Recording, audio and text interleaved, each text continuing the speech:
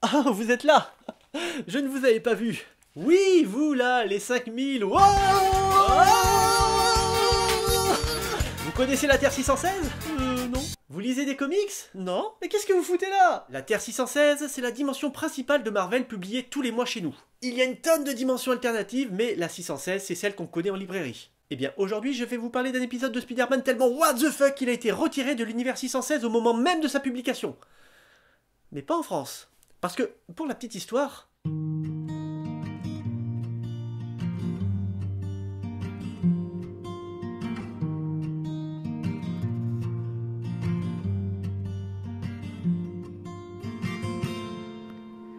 I woke up and down the steps I ran into your arms.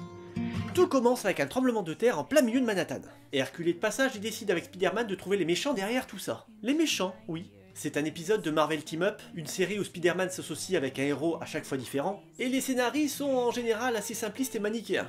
Et pour preuve, cette fois-ci, c'est des mecs en armure qui tractent Manhattan avec un sous-marin nucléaire pour demander une rançon.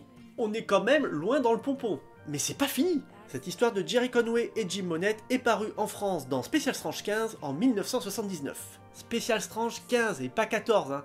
Je vous invite à aller voir cette vidéo pour comprendre. J'ai mis un petit moment avant de te trouver, toi! Nos héros arrivent à stopper facilement les Gugus, mais le mal est fait. Manhattan n'est plus relié à la terre ferme. Comment faire? Eh bien, il suffit de demander à Hercule de tirer Manhattan.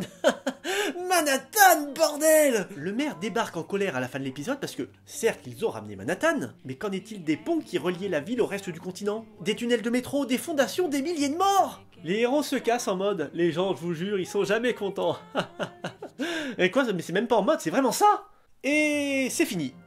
On nous annonce que le trimestre prochain... Ah oui, c'est vrai que ça sortait tous les 3 mois, j'avais oublié, la vache! On nous annonce que le trimestre prochain, on aura le droit à Spider-Man et une surprise, oh là là! Point. Finish. Google Sprouch. C'est du suédois, faites-moi confiance. Donc, cette histoire fait partie officiellement de l'univers 616. En France. Parce qu'en Amérique, ça s'est pas terminé comme ça. Enfin si, le scénario, les dessins, c'est tout pareil. Mais à la fin de l'épisode, en Amérique, l'éditeur, au lieu de nous annoncer une grosse surprise, nous dit clairement que c'est tellement impossible d'un point de vue architectural, sanitaire et génie civil que... Mais...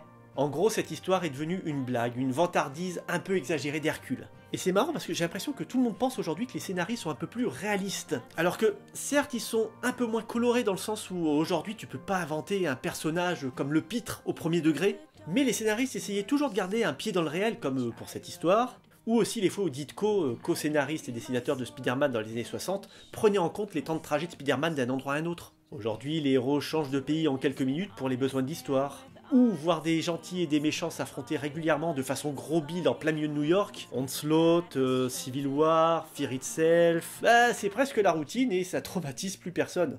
Donc est-ce que nos comics récents préférés sont devenus moins what the fuck? Ben perso, je trouve pas. La simplicité d'hier a été remplacée par l'excès.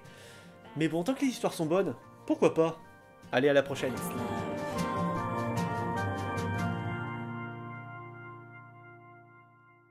La simplicité d'hier a été remplacée par l'excès. Mais bon, tant que les histoires sont bonnes, pourquoi pas?